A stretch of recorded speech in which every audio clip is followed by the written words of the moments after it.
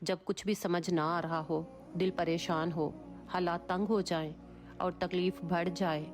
اور کوئی بھی دوسرا راستہ نظر نہ آئے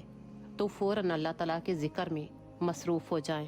کیونکہ اللہ سے بہتر کوئی نہیں جان سکتا کہ آپ کس حال میں ہو، آپ کی تکلیف کتنی ہے۔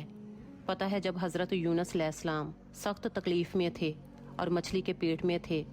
تو انہوں نے بھی اللہ کا ذکر کیا، انہوں نے بھی دعا پڑھی تو اللہ نے ان کی تکلیف ختم کر دی اور ان کو صحیح سلامت مچھلی کے پیٹ سے باہر نکالا۔ اور حضرت موسیٰ علیہ السلام،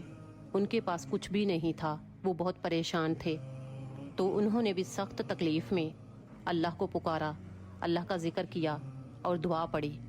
تو اللہ تعالیٰ نے ان کی بھی ساری تکلیفیں ختم کر دی، ان کو اعلیٰ مقام عطا فرمایا۔ حضرت موسیٰ علیہ السلام کی شادی نہیں ہوئی تھی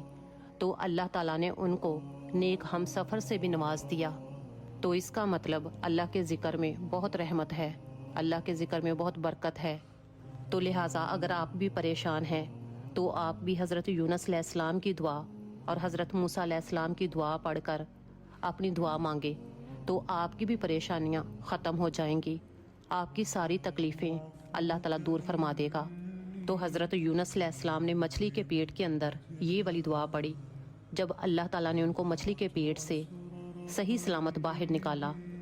لا الہ الا انت سبحانک انی کنت من الظالمین۔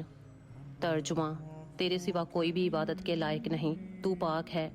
یقیناً میں ظالموں میں سے ہوں۔ اور حضرت موسیٰ علیہ السلام نے یہ والی دعا پڑھی، ربی انی لما انزلت الی من خیر فقیر۔ ان دعاؤں کو پڑھ کر اپنی دعا مانگیں، انشاءاللہ آپ کی تکلیفیں، آپ کی پریشانیاں ختم ہو جائیں گی۔